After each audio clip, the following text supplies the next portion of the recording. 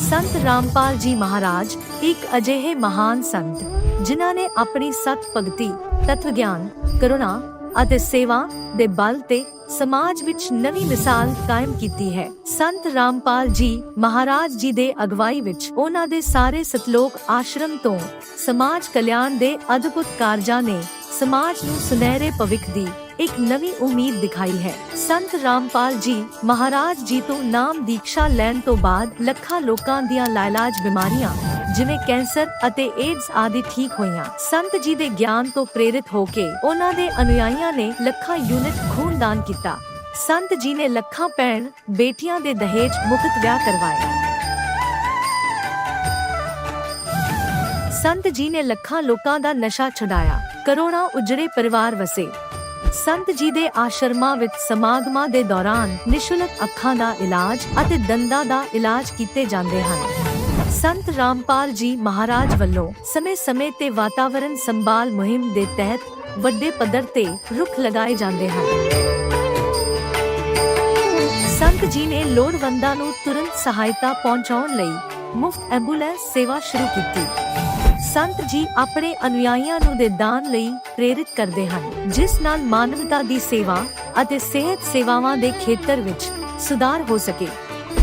संत रामपाल जी महाराज जी दे सारे आश्रमां विच हर रोज मुफ्त भंडारा आयोजित किया जाता है, जिथे हर धर्म, हर वर्ग ਅਤੇ हर जात दे लोग इकट्ठे बैठ के भोजन करते हैं।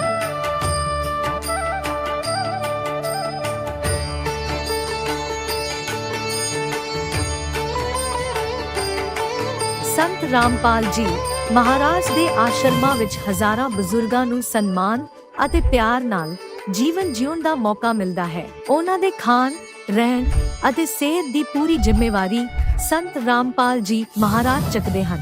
ਅਨਾਥ ਬੱਚਿਆਂ ਲਈ ਸੰਤ ਰਾਮਪਾਲ ਜੀ ਮਹਾਰਾਜ ਦੇ ਸਾਰੇ ਆਸ਼ਰਮ ਕਿਸੇ ਵਰਦਾਨ ਤੋਂ ਘੱਟ ਨਹੀਂ ਹਨ। ਇੱਥੇ ਉਹਨਾਂ ਨੂੰ ਪੜ੍ਹਾਈ, ਸੰਸਕਾਰ ਅਤੇ ਭਵਿੱਖ ਲਈ ਬਿਹਤਰ ਮੌਕੇ ਪ੍ਰਦਾਨ ਕੀਤੇ ਜਾਂਦੇ ਹਨ। ਚਾਹੇ ਹੜ੍ਹ ਹੋਵੇ, ਭੂਚਾਲ ਹੋਵੇ ਜਾਂ ਮਹਾਮਾਰੀ, ਸੰਤ ਰਾਮਪਾਲ ਜੀ ਮਹਾਰਾਜ ਅਤੇ ਉਹਨਾਂ ਦੇ ਅਨੁਯਾਈ ਲੋੜਵੰਦਾਂ ਲਈ ਸਭ ਤੋਂ ਅੱਗੇ ਖੜੇ ਰਹਿੰਦੇ ਹਨ। ਕੋਵਿਡ ਮਹਾਮਾਰੀ ਦੇ ਦੌਰਾਨ ਸੰਤ ਰਾਮਪਾਲ ਜੀ ਮਹਾਰਾਜ ਦੇ ਆਸ਼ਰਮਾਂ ਤੋਂ ਕਰੋੜਾਂ ਲੋਕਾਂ ਲਈ ਖਾਣਾ, ਦਵਾਈਆਂ ਅਤੇ ਜੀਵਨ ਰੱਖਿਅਕ ਸਮੱਗਰੀ ਉਪਲਬਧ ਕਰਵਾਈ ਗਈ।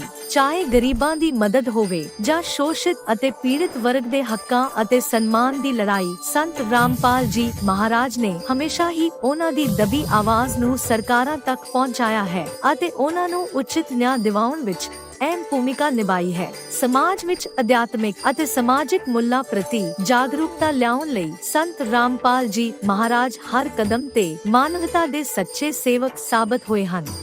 ਸੰਤ ਰਾਮਪਾਲ ਜੀ ਮਹਾਰਾਜ ਦਾ ਜੀਵਨ ਸਾਨੂੰ ਸਿਖਾਉਂਦਾ ਹੈ ਕਿ ਸੱਚੀ ਸੇਵਾ ਉਹੀ ਸੇਵਾ ਹੈ ਜੋ ਨਿਸਵਾਰਥ ਭਾਵ ਨਾਲ ਕੀਤੀ ਜਾਵੇ। ਆਓ ਅਸੀਂ ਵੀ ਇਸ ਸੇਵਾ ਦੇ ਮਹਾਨ ਕਾਰਜ ਵਿੱਚ ਇਸ ਮਹਾਨ ਸੰਤ ਨਾਲ ਜੁੜੀਏ ਅਤੇ ਸੰਤ ਰਾਮਪਾਲ ਜੀ ਮਹਾਰਾਜ ਤੋਂ ਨਾਮ ਉਪਦੇਸ਼ ਲੈ ਕੇ ਆਪਣੇ ਜੀਵਨ ਨੂੰ ਧਨ ਬਣਾਈਏ।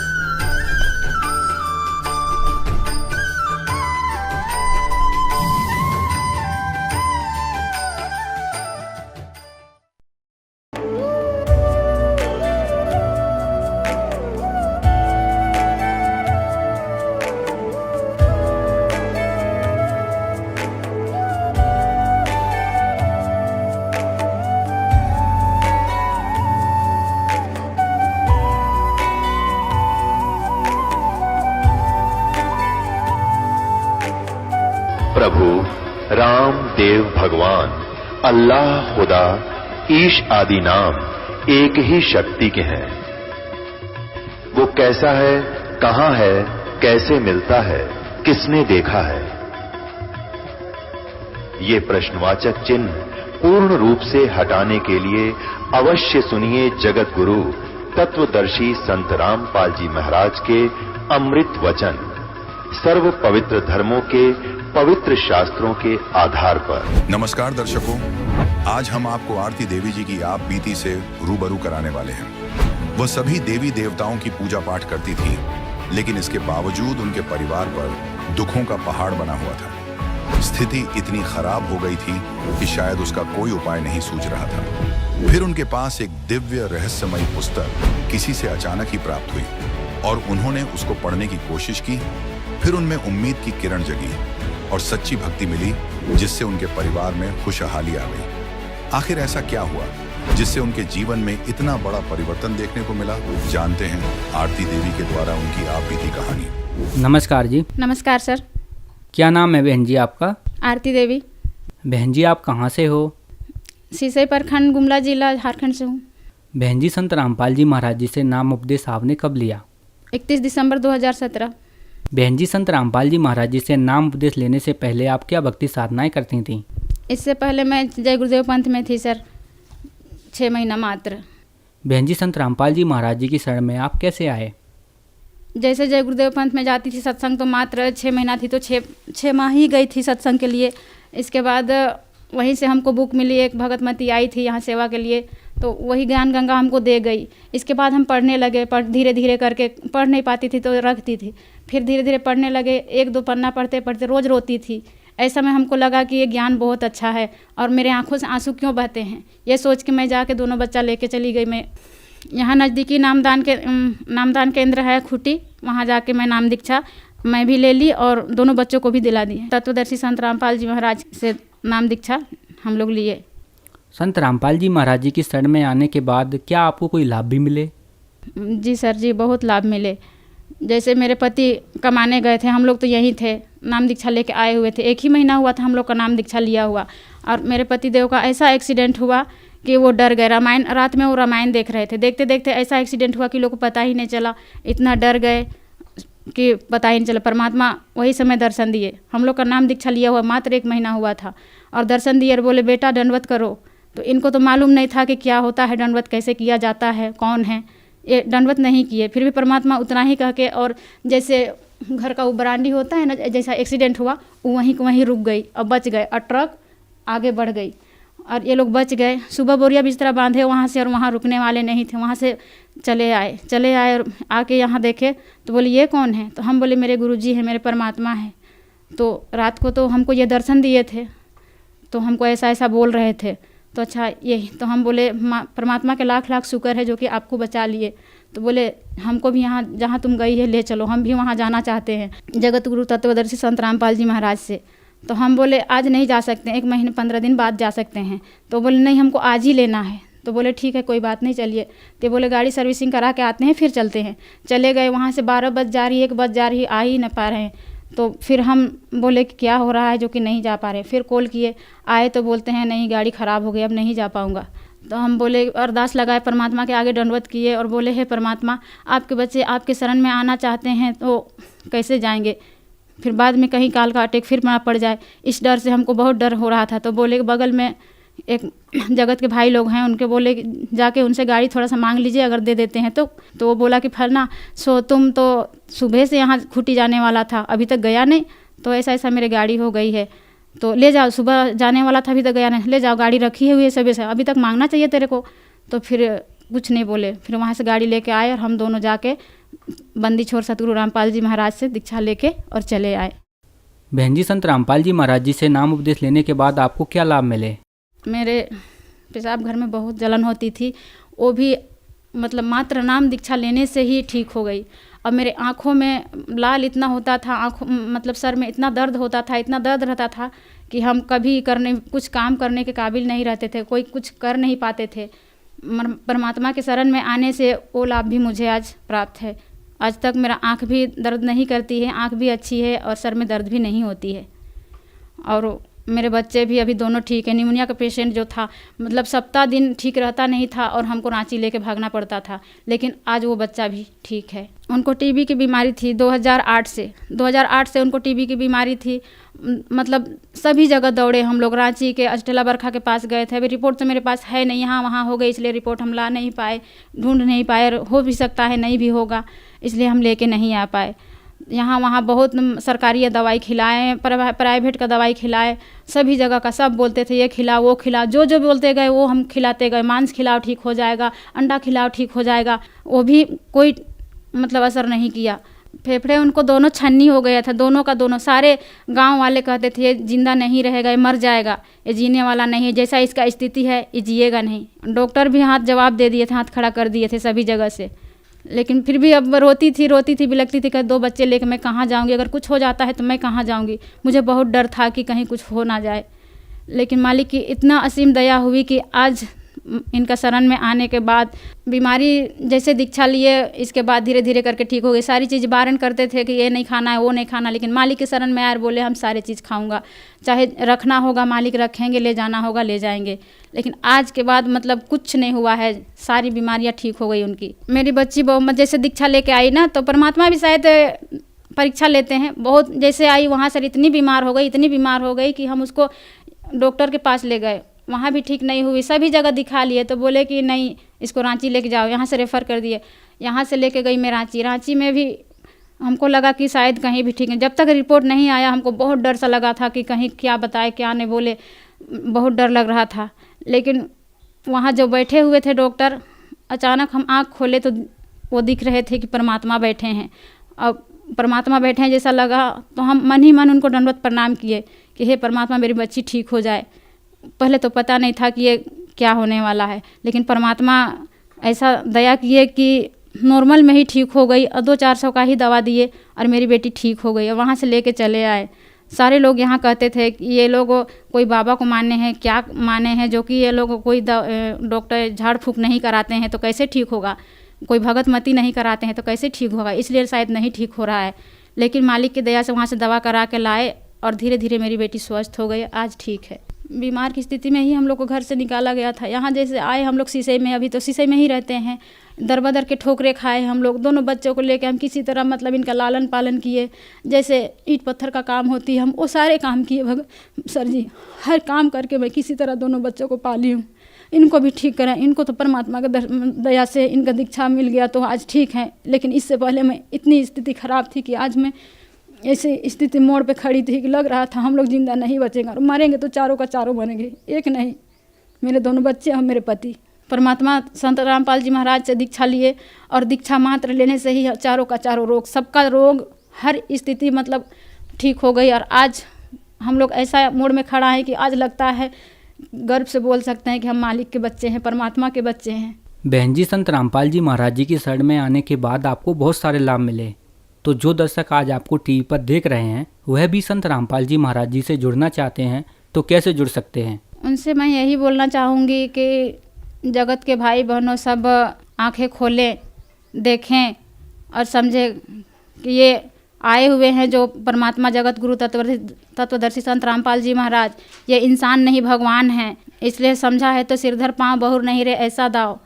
जो समझ गए वो तो जल्दी जल्दी आ रहे हैं, नहीं समझ पाए हैं वो तो मूर्ख ही हैं। और टीवी चैनल पे सत्संग 8-9 चैनल पे आता है, जैसे श्रद्धा, ईश्वर, हरियाणा, नेपाल, उसमें पीली पट्टी चलती है, उसमें फ़ोन नंबर लिखा हुआ होता है। उसको देख के और नंबर फ़ोन लगा के कहीं भी अपने नज़दीकी नामदान केंद्र पे जाके दीक्षा ले सकते हैं। धन्यवाद जी।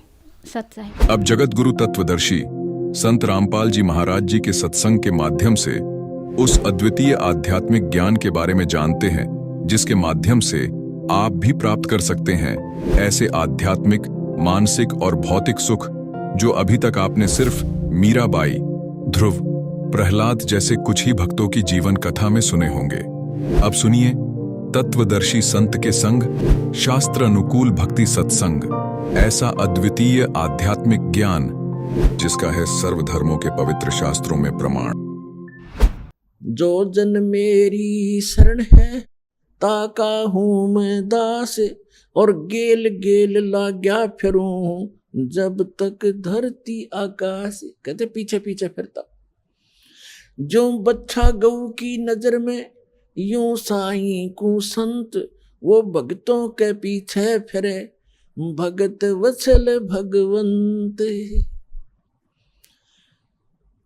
अब दास ने आपको बताया कि जब आप परमात्मा पर निर्भर हो जाओगे उस समय परमात्मा कहते हैं यदि आपको किसी वस्तु की आवश्यकता होगी तो मैं आपसे दूर नहीं, क्योंकि मुझे सारा पता है आपको किस समय किस वस्तु की आवश्यकता पड़ेगी। पहले आपको इसी पर परमात्मा कहते हैं कि जिनको विश्वास नहीं है परमात्मा पे और राम राम भी करते हैं, भक्ति भी कर रहे हैं, कहते क्या हुआ नाम जपणते जब मन में नहीं विश्वास।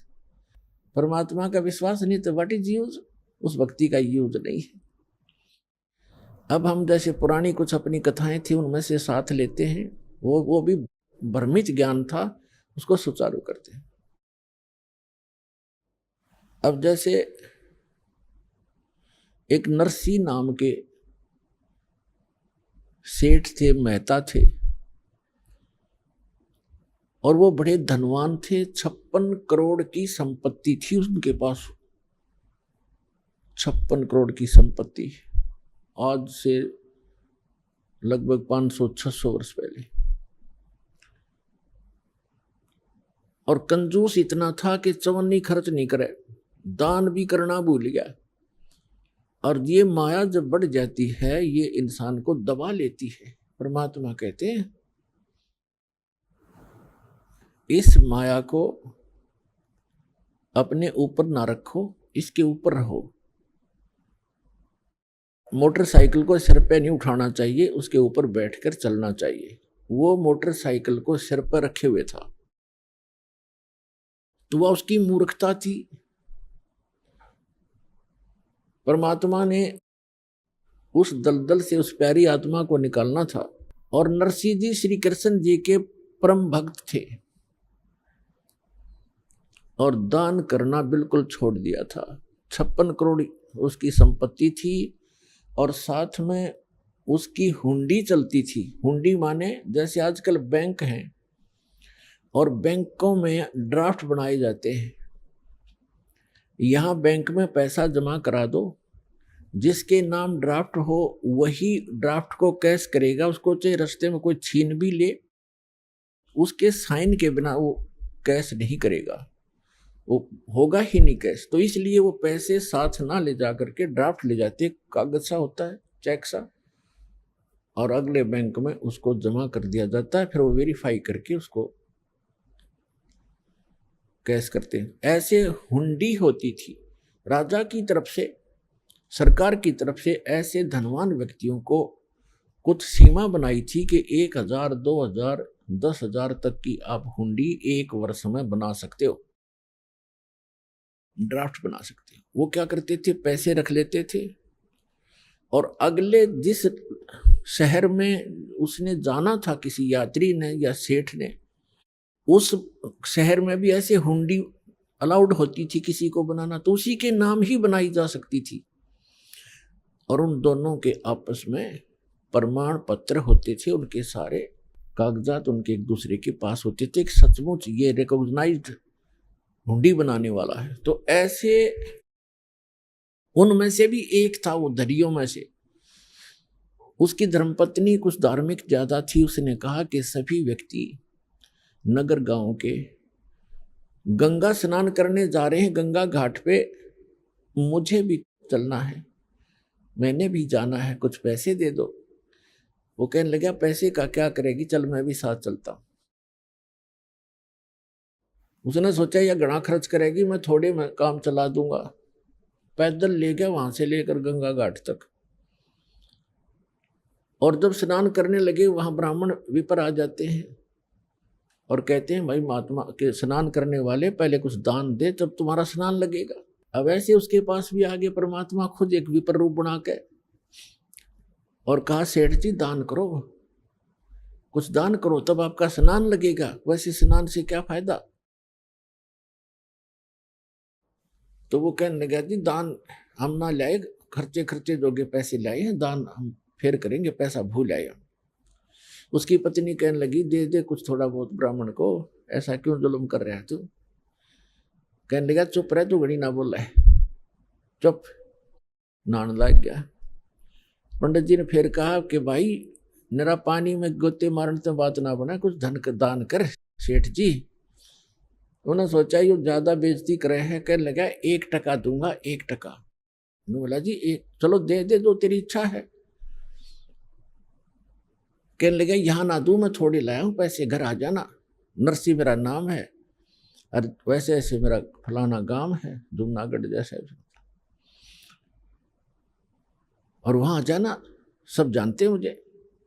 बोला जी ठीक है, चल प्रॉमिस पक्का है? पक्का पक्का। बोला ठीक है। अब वो स्नान नहा धो के आ गए घर पे। अब उन्होंने तो जाकर गठड़ी रखी थी घर में, यात्रा से पीछे से परमात्मा पहुंच गए विपर रूप उन्हों के न्यू। दरवाजा खटखटाया, नौकर आया। हाँ जी बोलो ब्राह्मण, बोलो महात्मा जी क्या बात है? कि भाई सेठ जी से कहिए, सेठ जी से कहना मेरा एक दान स्वीकार करके आया था वो, और कहना वो ब्राह्मण अपना दान दक्षिणा लेने आया है, कृपा दे में फिर जाना है। नौकर ने जाके कहा जी कोई ब्राह्मण आया है, आपने गंगा जी पर उनको कुछ दान करने का प्रॉमिस किया था, वो अपना दान मांग रहा है। अब सेठ जी ने सोचा ये तो भाई चिपक गया, यहां भी आप आमरा कमबख्त। उसने क्या विचार ला कि आज यू यहाँ 1 टका मांगना आ गया, कल नहीं यू 2 टके मांगेगा, फिर यू 100 रुपए की ऐसे ही पीछे पड़ लेगा, इसने तो रास्ता मिल गया ये। तो सेठ जी ने कहा कि कह दे उसको ब्राह्मण को कि विश्राम कर, 2 दिन बाद आना, अभी सेठ जी थके हारे आए हैं, विश्राम करेंगे। नौकर ने ऐसा ही कह दिया। तो ब्राह्मण ने कहा, ब्राह्मण रूप में परमात्मा ने कहा ठीक है भाई, परसों ले जाऊंगा मैं और यहीं विश्राम करता हूँ, इसके बाग में लेट जाता हूँ सेठ के। सेठ का बाग था, उसमें खावा फल फ्रूट बिछा गए, चद्दर लेट गए भगवान। अब सेठ जी को बताया गया, सेठ जी ने पूछा गया वो? अगर नहीं जी वो तो सामने लेट गया, बाग में लेटा हुआ है। अब जब तीसरा दिन हुआ, फिर जाके दरवाजा खटखटाया कि भाई कहना सेठ जी को मेरा दान दक्षिणा दे, फिर मैंने और भी बहुत काम है। अब सेठ जी ने कहा यूं कह दो कि सेठ तो मर गया, मृत्यु को प्राप्त हो गया। अब उसने जाके नौकर ने कह दिया कि हमारे सेठ जी की मृत्यु होगी ब्राह्मण, हम बहुत दुखी हैं, आप जाओ।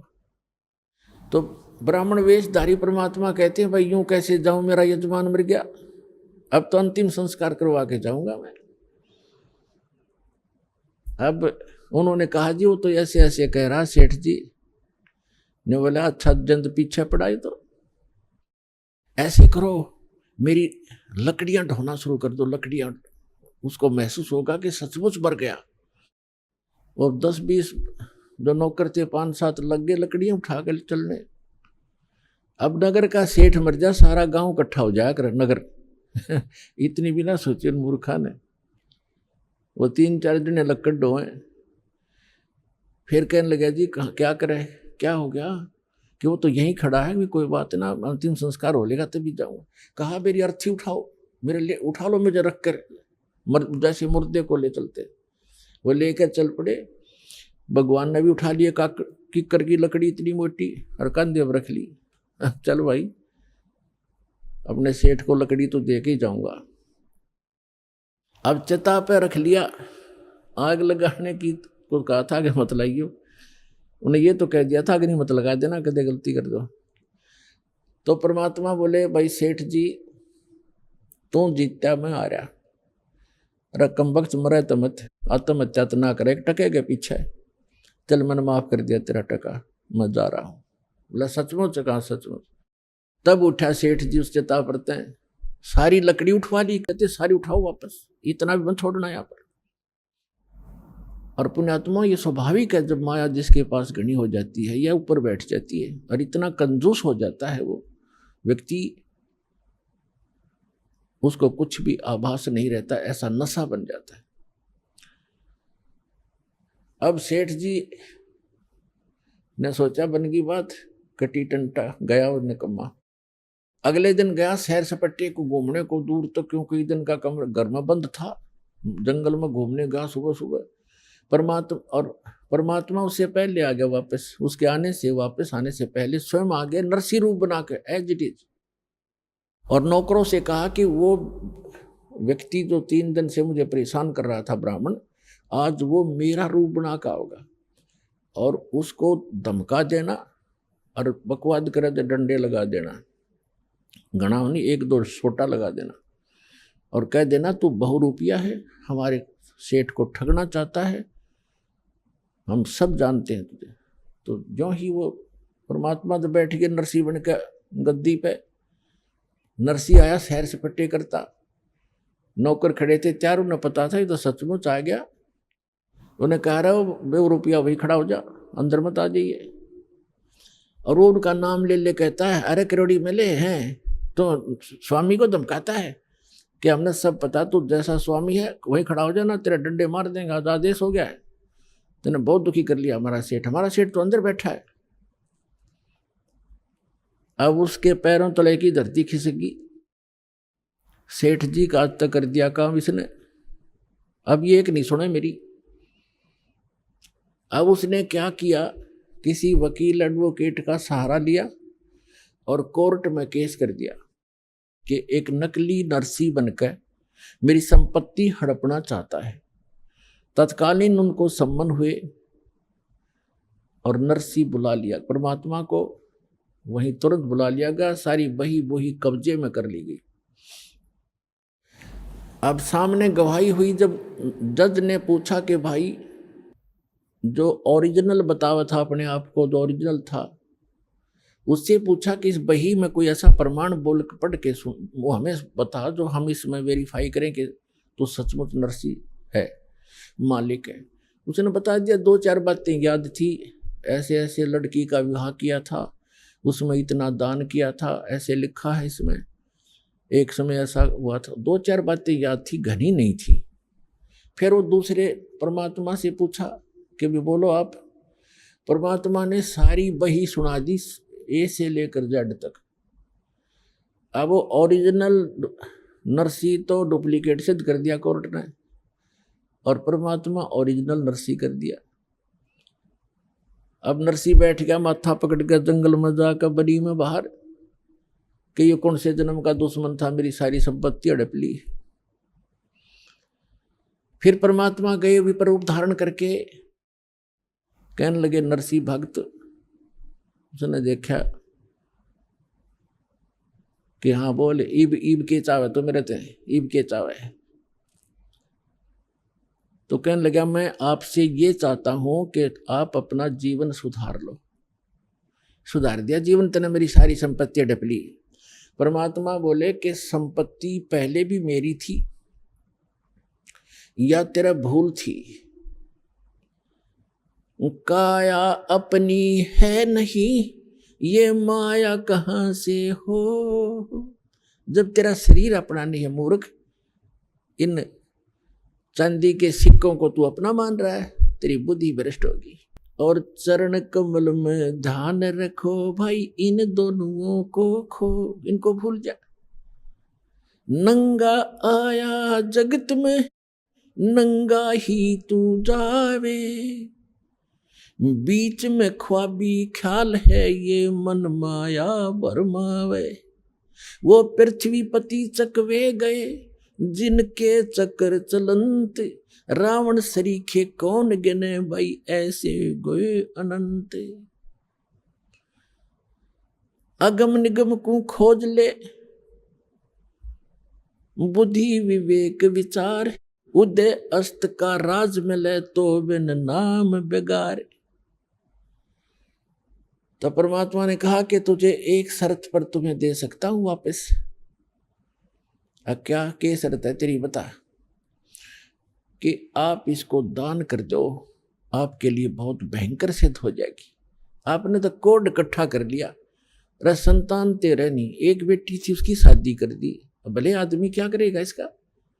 तेरी मृत्यु के बाद ये तेरे हकीकी बांटेंगे, ये चाचेता हुआ कि भाई, और तो बनेगा गधा।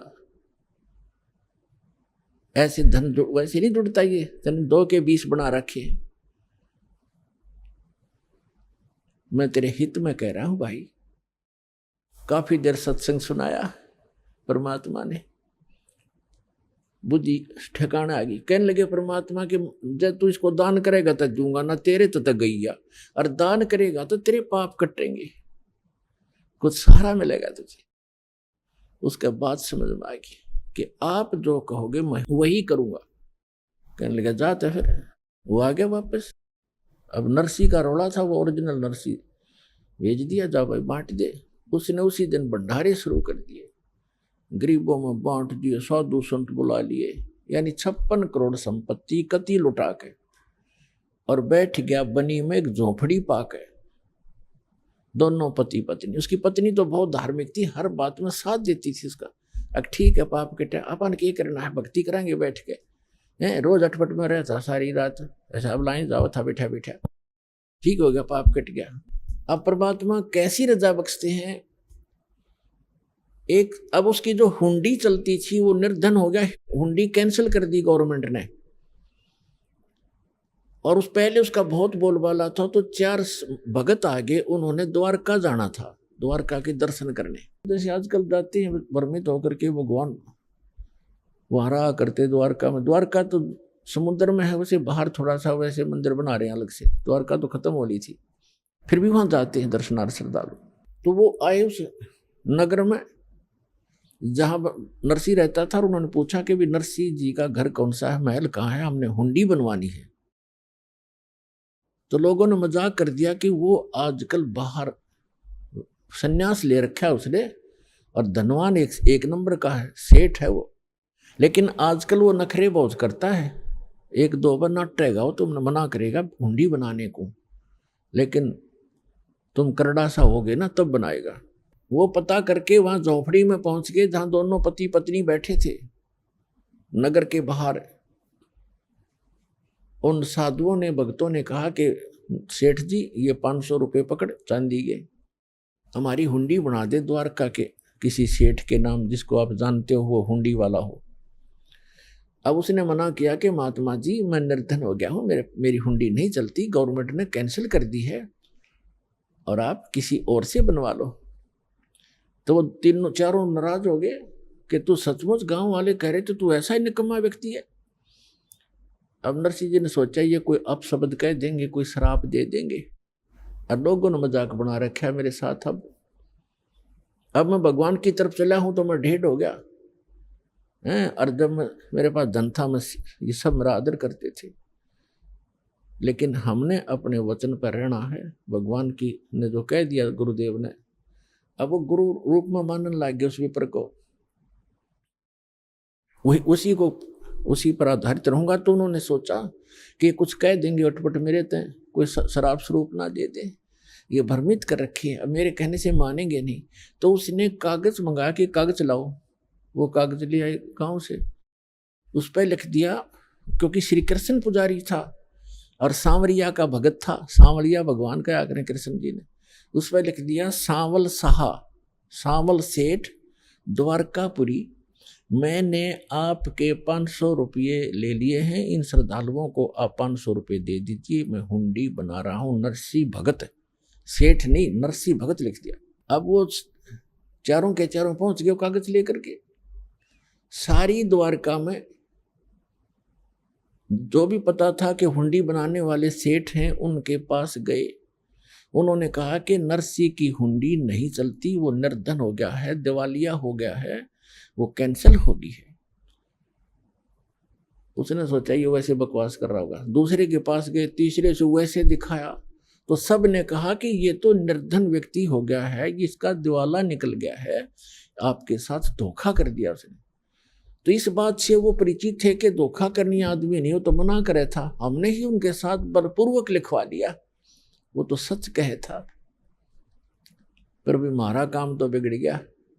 अब यहाँ घूमा फिरा हो कितने खाना खूना खाते, या बड़ी बात बिगड़ी। पर उनको इतना विश्वास था कि हमारे पैसे सुरक्षित मिलेंगे, वो भगत 1 नंबर का है, जाकर देगा वापस।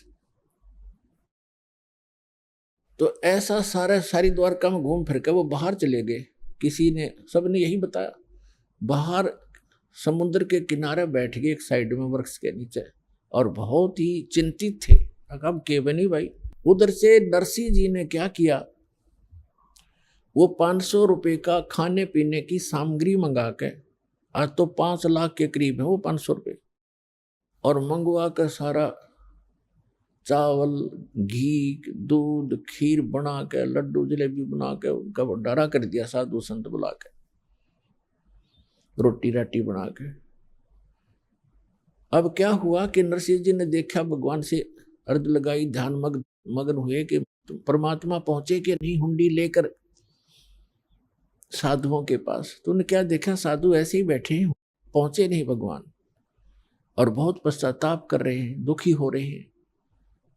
तब उसने, नरसिंह ने अपनी पत्नी से पूछा कि जो 500 रुपये थे साधुओं के, उसमें से जो सामान मंगाया था कुछ बचा है क्या घर पे? उसने बताया कि जो रोटी बनाने के लिए सूखा आटा अलग रखते हैं, हमारे यहाँ पलोथन कहते हैं उसको, पलोथन, और उसमें लोई को लगाकर फिर ऐसे पोते थे, ऐसे रोटी बनाते थे, वो हाथ के ना चपता आटा, इसलिए वो थोड़ा सा आटा सपेर रह गया था, तो उसको पलोथन कहते हैं। नरसिंह की पत्नी ने देखा, उसने बताया कि ये थोड़ा सा आटा बचा है जो मैंने पलोथन के लिए रखा था, रोटी पोते समय ऐसे हाथ लगाया करती थी। नरसिंह जी ने कहा कि इसका पानी का हाथ लगा के इन चारों की रोटी बना दे। उसने चारों रोटी बना के चूल्हे पे सेक साक के रख ली। इतने में परमात्मा पहुंच गए एक साधु रूप बना के, और कहने लगे, भाई भगत भूख लगी है और कुछ भोजन दे। तुरंत लिया चारों रोटी ठा के, अगले महाराज भोजन खा लो।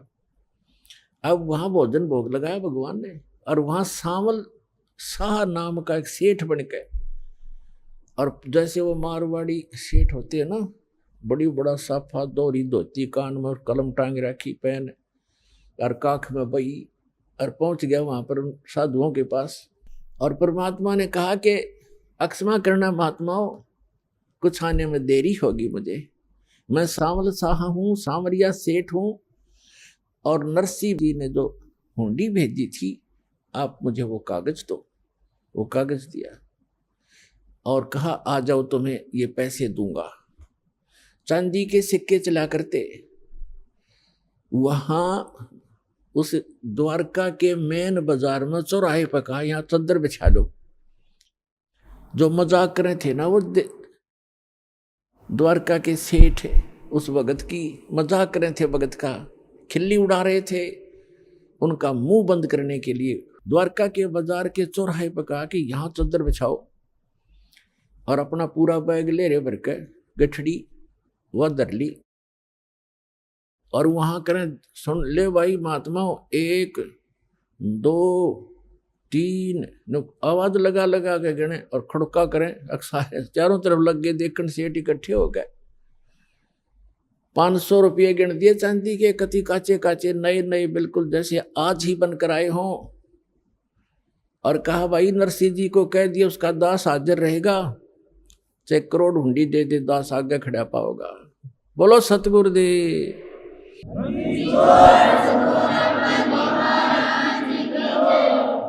परमात्मा कहते हैं, जो जन मेरी शरण है, ताका हूं मैं दास, और गेल गेल लाग्या फिरूं, पीछे पीछे फिरूं, जब तक धरती आकाश। जो बच्चा गऊ की नजर में, यूं साईं को संत, भक्तों के पीछे फिरे, वो भक्त वत्सल भगवंत। अब फिर क्या होता है, गरीबदास साहिब जी ने परमात्मा कबीर जी के बारे में बताया है। नरसिंह जी की हुंडी दीनी, वह सांवल सा कहाया, द्योती का ब्याह भया, तब भात भरण को आया। अपने आत्माओं देखो, वैसे तो हमारी रस्म रिवाज बहुत गलत है जो हमने बना रखी थी, अब इनको हम मिनिमाइज करेंगे। लेकिन सतयुग त्रेता द्वापर में परमात्मा ने कहा था कि बहुत ही कम हंस पार हो पाएंगे, और इस कलयुग में मैं धीरे धीरे जो समय फिक्स किया है, इसी के दौरान सबको पार करूंगा, और पार होने की विधि उन्होंने बताई है, वो दास आपको बताता रहेगा। लेकिन आपको दास बार बार बताता है कि ये काल भगवान जो यहाँ का प्रभु स्वामी है किस ब्रह्मांड का, ये सर पुरुष है, इसको सर ब्रह्म भी कहते हैं, इसको ब्रह्म भी कहने लग गए। ये काल है जो स्वरूपी निरंजन है, ब्रह्मा विष्णु महेश का पिता है, दुर्गा का पति है। ये चाहता है कि यहाँ के प्राणी परमात्मा से परिचित रहें, गलत साधनाएं करें, भगवान से इनकी आस्था हट जाए और ये नास्तिक हो जाए। जब ये नास्तिक हो जाएंगे तो सुनेंगे नहीं भगवान के लिए। और परमात्मा ने आना था 5500 वर्ष जब बीत जाएंगे, स्वयं न्याय तो दास भेज दिया वो ज्ञान कराने के लिए। तो इससे पहले उसकी नीति ये थी कि सबको ऐसा नास्तिक बना दूं ये भगवान से दूर हट जाए। और परमात्मा ये चाहते हैं कि इनमें इस कलयुग की पिछली पीढ़ी तक परमात्मा की आस्था चाह बनी रहे। आज तक हम देखो नरसिंह जी जैसे महापुरुष के उदाहरण आज तक गुणगान करते आए जितने भी प्रचारक थे, और जिस कारण से हमारी आस्था बनी रही कि भगवान ऐसा करता ही करता है। लेकिन ना उन प्रचारकों को कभी ऐसा हुआ, ना उनके उपासकों को कभी ऐसा हुआ, लेकिन उसके कारण हम डटे रहे कि भगवान ऐसा करता है, ऐसा हुआ है तभी तो गुणगान हो रहे हैं। अब क्या हुआ कि एक दिन उसकी लड़की का विवाह, लड़की ब्याह रखी थी, विवाह कर रखा था उसका, लड़की जवान होगी, उसका विवाह हुआ। उसके विवाह के लिए लड़की आ गई बात नौतन, यानी अपने पिता, ऐसे रिवाज बना रखी अपन ने। तो ये रिवाजें अच्छी नहीं है, फिर भी भगवान ने दुखी होना पड़ा, उसके लिए भी बहुत कुछ करना पड़ा। अब उसकी लड़की आई और पिता से कहा, पिताजी आपकी ज्योति का विवाह है, इस दिन बात है, आप आइएगा। तब उसने कहा कि मैं निर्धन कंगाल बेटी, ना मेरे पास दाम धन नहीं, पर आऊंगा बेटी मैं सुमरूंगा राम। जैसा भी कंगाल हूं मैं तेरे द्वार पर अवश्य आऊंगा। लड़की चली गई। लड़की जैसे वहां प्रतिफल में कुछ दिया करते हैं, बेटी जावे भात नौत का, कुछ नहीं दिया। इसको देखकर उसकी सास, लड़की की सास ने बहुत कुछ उलाहने दिए, लड़की को बहुत बुरा भला कहा कि उसने नाश कर दिया, सारी संपत्ति लुटा दी, कंगाल होकर बैठ के हमारी बेइज्जती करवा दी, कदे कदे हमारी इज्जत शिखर में थी। अब लड़की बोल रहा क्या, बेचारी सब्र का घूंट आंसू में टपकाने लगी, बैठ गई एक तरफ जाकर। अभी आपने सुने संत रामपाल जी महाराज के मंगल प्रवचन। आइए अब सुनते हैं संत रामपाल जी महाराज से नाम दीक्षा लेकर सतभक्ति करके अद्भुत लाभ प्राप्त करने वाले अनुयायी के विचार। सत श्री अकाल जी। सत श्री अकाल जी। ਤੁਹਾਡਾ ਕੀ ਨਾਮ ਹੈ ਜੀ? सर जी मेरा नाम नैब सिंह, पिंड मैसोपुर, डिस्ट्रिक्ट संगरूर, पंजाब का रहने वाला है। ਸੰਤ ਰਾਮਪਾਲ ਜੀ ਮਹਾਰਾਜ ਜੀ ਤੋਂ ਨਾਮ ਉਪਦੇਸ਼ ਲੈਣ ਤੋਂ ਪਹਿਲਾਂ ਤੁਸੀਂ ਕਿਹੜੀ ਭਗਤੀ ਸਾਧਨਾ ਕਰਦੇ ਸੀ? सर जी मैं साड़ी परंपरागत भगती, मैं सिख समाज ਦੇ ਵਿੱਚ ਮੇਰਾ ਜਨਮ ਹੋਇਆ। ਉਸ ਤਰ੍ਹਾਂ ਹੀ ਗੁਰੂ ਘਰ ਜਾਣਾ, ਅਖੰਡ ਪਾਠ ਕਰਵਾਉਣਾ ਸਾਲ ਸਮਾਈ 'ਚ, ਜਾਂ ਸਹਿਜ ਪਾਠ ਕਰਾਉਣੇ, ਸੁਬਹ ਜਪਜੀ ਸਾਹਿਬ ਦੇ ਪਾਠ ਕਰਨੇ, ਸੁਖਮਨੀ ਸਾਹਿਬ ਦੇ ਪਾਠ ਕਰਨੇ, ਸ਼ਾਮ ਨੂੰ ਜੋ ਰਾਇਆ ਰਸ ਵਗੈਰਾ ਜਿਸ ਤਰ੍ਹਾਂ ਦੀ ਸਾਡੀਆਂ ਪਰੰਪਰਾ ਸੀ ਉਸ ਤਰ੍ਹਾਂ ਭਗਤੀ ਕਰਦਾ ਸੀ। ਤੇ ਨਾਲ ਨਾਲ ਸਾਨੂੰ 2000 ਦੇ ਵਿੱਚ ਨਾ ਮੈਂ ਡੇਰਾ ਸਿਰਸਾ ਤੋਂ ਸੰਤ ਰਾਮ ਰਹੀਮ ਜੀ ਤੋਂ ਨਾਮ ਸ਼ਬਦ ਦੀ ਦਰਸ਼ਨਾ ਲੈ ਕੇ ਉਹਨਾਂ ਨੂੰ ਵੀ ਗੁਰੂ ਧਾਰਨ ਕੀਤਾ ਸੀ। ਤੇ ਇਸ ਤਰ੍ਹਾਂ ਮੈਂ ਆਪਣਾ ਜਿਹੜਾ ਜੀਵਨ ਸੀ ਉਹ ਬਤੀਤ ਕਰ ਰਿਹਾ ਸੀ ਇਸ ਤਰ੍ਹਾਂ ਦੇ ਧਾਰਮਿਕ ਪ੍ਰੋਗਰਾਮ ਦੇ ਵਿੱਚ। ਜਿਵੇਂ ਕਿ ਤੁਸੀਂ ਦੱਸਿਆ ਵੀ ਪਹਿਲਾਂ ਤੁਸੀਂ ਗੁਰਦੁਆਰੇ ਵੀ ਜਾਂਦੇ ਸੀ, ਉਹਦੇ ਨਾਲ ਨਾਲ ਤੁਸੀਂ ਡੇਰਾ ਸਿਰਸਾ ਤੋਂ ਵੀ ਨਾਮ ਉਪਦੇਸ਼ ਲੈ ਰੱਖਿਆ ਸੀ, ਫਿਰ ਸੰਤ ਰਾਮਪਾਲ ਜੀ ਮਹਾਰਾਜ ਜੀ ਦੀ ਸ਼ਰਨ ਦੇ ਵਿੱਚ ਆਉਣਾ ਕਿਵੇਂ ਬਣਿਆ? ਸਰ ਜੀ ਮੇਰਾ ਨਾ ਕਾਰਨ ਇਹ ਬਣਿਆ ਕਿ 2008 ਦੇ ਵਿੱਚ ਨਾ ਮੇਰਾ ਐਕਸੀਡੈਂਟ ਹੋ ਗਿਆ ਸੀ, ਜਿਸ ਦੇ ਵਿੱਚ ਨਾ ਮੇਰੀ ਸੱਜੀ ਲੱਤ ਬਿਲਕੁਲ ਚਕਨਾਚੂਰ ਹੋ ਗਈ ਸੀ। 2008 ਤੋਂ ਲੈ ਕੇ 2009 ਤੱਕ ਮੈਂ ਹਸਪਤਾਲਾਂ ਦੇ ਚੱਕਰ ਲਾਉਂਦਾ ਰਿਹਾ ਤੇ ਫਿਕਸੀਏਟਰ ਵਗੈਰਾ ਲਾ ਕੇ ਉਹਨਾਂ ਨੇ ਮੇਰੀ ਲੱਤ ਨੂੰ ਰੱਖਿਆ। ਤੇ ਐਂਡ ਦੇ ਵਿੱਚ ਕੀ ਹੋਇਆ ਨਾ, ਮੇਰੀਆਂ ਜਿਹੜੀਆਂ ਉਹ ਲੱਤ ਦੀਆਂ ਅੰਦਰੋਂ ਹੱਡੀਆਂ ਸੀ ਉਹ ਗਲਣੀਆਂ ਸ਼ੁਰੂ ਹੋ ਗਈਆਂ, ਪੀਕ ਬਣਨੀ ਸ਼ੁਰੂ ਹੋ ਗਈ।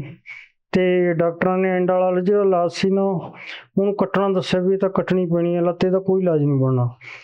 ਤੇ ਉਸ ਟਾਈਮ ਫਿਰ ਮੇਰੇ ਮਨ ਦੇ ਵਿੱਚ ਇਹ ਸਾਰੀ ਜਾਗਰਤ ਹੋਈ ਕਿ ਪ੍ਰਮਾਤਮਾ ਕਿਤੇ ਹੋਵੇ ਤਾਂ ਮੇਰਾ ਇਲਾਜ ਹੋਵੇ, ਮੇਰੀ ਲੱਤ ਚੱਲਦੀ ਹੋਵੇ। ਪਰ ਉਹ ਕਿਤੋਂ ਨਾ ਮਿਲਿਆ। ਮੈਂ ਅਖੰਡ ਪਾਠ ਵੀ ਸੁੱਖੇ, ਦੇਗਾਂ ਕਰਾਈਆਂ ਤੇ ਸਰਸੇ ਜਿਹੜੇ ਗੁਰੂ ਧਾਰਨ ਕੀਤੇ ਸੀ ਉੱਥੇ ਤੱਕ ਮੈਂ ਆਪਣੀ ਅਰਜ਼ੀ ਲਾਈ ਤੇ ਉਹਨਾਂ ਨੇ 2 ਵਾਰੀ ਮੈਨੂੰ ਇੱਕ ਨਾ 300 ਰੁਪਏ ਦੀ ਪੁੜੀ ਜੀ ਦਵਾਈ ਦੀ ਭੇਜੀ, ਉਹ ਮੈਂ ਖਾਧੀ। ਤੇ ਇੱਕ ਵਾਰੀ ਇੱਕ ਉਹਨਾਂ ਨੇ ਸਾਡੀ ਹੋਰ ਸੰਗਤ ਨੇ ਕੱਦੂ ਲਿਆ, ਉਹਦੇ ਵਿੱਚੋਂ ਨਾ 5000 ਰੁਪਏ ਦਾ ਉਹ ਕੱਦੂ ਆਇਆ ਸੀ, ਉੱਥੋਂ ਉਹਨਾਂ ਨੇ ਲਿਆ। ਇੱਕ ਨਾ ਡੰਡੀ ਜੀ ਕੱਦੂ ਦੀ ਮੇਰੇ ਵਾਸਤੇ ਵੀ ਆਈ ਤੇ ਮੈਂ ਵੀ ਉਹਨੂੰ ਖਾਧਾ ਉਸ ਤਰ੍ਹਾਂ ਸਬਜ਼ੀ ਬਣਾ ਕੇ, ਬਈ ਇਸ ਨਾਲ ਹੋ ਸਕਦਾ ਵੀ ਤੇਰਾ ਇਹ ਫਾਇਦਾ ਹੋ ਜੇ। ਪਰ ਉਹ ਗੱਲ ਅਧੂਰੀ ਰਹੀ। ਜਿਹੜਾ ਮੇਰਾ ਇਹ ਲੱਤ ਰੋਗ ਸੀ ਨਾ, ਉਹ ਦਿਨੋਂ ਦਿਨ ਵੱਧ ਹੀ ਗਿਆ, ਘਟਣ ਦੀ ਬਜਾਏ ਨਾ ਇਹ ਹੋਰ ਜ਼ਿਆਦਾ ਖਰਾਬ ਹੁੰਦਾ ਗਿਆ। ਤੇ ਇਸ ਤਰ੍ਹਾਂ ਪੈ ਪੈ ਨੂੰ ਮੈਨੂੰ ਲਗਭਗ 1 ਸਾਲ ਲੰਘ ਗਿਆ। ਤੇ ਹੋਇਆ ਕਿ ਨਾ, ਕੋਈ ਸਾਡੇ ਭਗਤ ਜੀ ਨੇ, ਹੁਣ ਤਾਂ ਭਗਤ ਜੀ ਕਹਿਣਾ, ਤੇ ਪਹਿਲਾਂ ਤਾਂ ਮੇਰੀ ਕੋਈ ਜਾਣ ਪਛਾਣ ਵੀ ਨਹੀਂ ਸੀ, ਉਹਨਾਂ ਨੇ ਨਾਮ ਉਪਦੇਸ਼ ਪਹਿਲਾਂ ਲੈ ਰੱਖਿਆ ਸੀ। ਉਹ ਨਾ ਉਸ ਟਾਈਮ 2009 ਦੀ ਗੱਲ ਹੈ, ਇਹ ਗੁਰੂ ਜੀ ਦਾ ਪ੍ਰਚਾਰ ਕਰਦੇ ਸੀ। ਇੱਕ ਛੋਟੀ ਜਿਹੀ ਪੁਸਤਕ ਛਾਪੀ ਜੀ ਗੁਰੂ ਜੀ ਨੇ, ਭਗਤੀ ਸੁਦਾਗਰ ਕੋ ਸੰਦੇਸ਼। ਉਹ ਪੁਸਤਕ ਇੱਕ ਮੇਰਾ ਦੋਸਤ ਹੈ ਵਿਜੇ ਦਾਸ ਜੀ, ਸਪੇਅਰ ਪਾਰਟ ਦੀ ਦੁਕਾਨ ਆ, ਕੁਦਰਤੀ ਪ੍ਰਮਾਤਮਾ ਨੇ ਜਿਸ ਤਰ੍ਹਾਂ ਮਿਲਾਉਣਾ ਸੀ ਨਾ, ਉਹ ਪੁਸਤਕ ਉਹਦੀ ਦੁਕਾਨ ਦੇ ਅੱਗੇ ਵੇਚਦੇ ਲੰਘੇ ਤੁਰੀ ਜਾਂਦੇ ਸੀ। ਪੁਰੀ ਭਗਤ ਜੀ ਨਾਂ ਉਹਨਾਂ ਦਾ। ਤੇ ਉਹ ਵਿਜੇ ਦਾਸ ਜੀ ਨੇ ਉਹਨਾਂ ਤੋਂ 2 ਪੁਸਤਕਾਂ ਲਈਆਂ, ਇੱਕ ਮੇਰੇ ਵਾਸਤੇ, ਇੱਕ ਆਪ ਪੜ੍ਹਨ ਵਾਸਤੇ। ਤੇ ਅਗਲੇ ਸੰਡੇ ਨੂੰ ਮੇਰੇ ਕੋਲੇ ਉਹਨੇ ਪੁਸਤਕ ਪਹੁੰਚਾਈ। ਮੈਂ ਉਹ ਪੁਸਤਕ ਨੂੰ ਪੜ੍ਹਿਆ ਤੇ ਉਹਨਾਂ ਨੇ ਨਾਲ ਨਾਲ ਮੈਨੂੰ ਦੱਸਿਆ, ਜਿਸ ਤਰ੍ਹਾਂ ਉਹਨਾਂ ਨੂੰ ਪਤਾ ਲੱਗਿਆ ਸੀ ਕਿ ਤੂੰ ਉੱਥੋਂ ਨਾਮ ਸ਼ਬਦ ਲੈ ਲਾ, ਗੁਰੂ ਧਾਰਨ ਕਰ ਲਾ, ਕਬੀਰ ਸਾਹਿਬ ਦੇ ਅਵਤਾਰ ਨੇ ਜਿਹੜੇ ਧਰਤੀ ਤੇ ਆਏ ਹੋਏ ਨੇ, ਤੇ ਤੇਰਾ ਜਿਹੜਾ ਇਹ ਰੋਗ ਹੈ ਠੀਕ ਹੋ ਜੂ। ਪਰ ਮੇਰੇ ਮਨ ਦੇ ਵਿੱਚ ਬਿਲਕੁਲ ਵਿਸ਼ਵਾਸ ਨਹੀਂ ਸੀ ਭਗਤ ਜੀ, ਕਿਉਂਕਿ ਮੈਂ ਤਾਂ ਇੱਕ ਨਾਸਤਕ ਹੋ ਚੁੱਕਿਆ ਸੀ। ਮੈਂ ਬਹੁਤ ਜ਼ਿਆਦਾ ਪਰਮਾਤਮਾ ਨੂੰ ਮੰਨਦਾ ਸੀ, ਮੰਨਣ ਦੇ ਬਾਵਜੂਦ ਜਦ ਕਿ ਨਹੀਂ ਕੋਈ ਫਾਇਦਾ ਹੋਇਆ ਨਾ, ਤਾਂ ਇਨਸਾਨ ਫਿਰ ਨਾਸਤਕਾਂ ਦੀ ਤਰਫ ਵੱਧ ਜਾਂਦਾ। ਤੇ ਮੇਰਾ ਵੀ ਇਹੀ ਕਾਰਨ ਸੀ ਕਿ ਮੈਂ ਨਾਸਤਕ ਹੋ ਚੁੱਕਿਆ ਸੀ।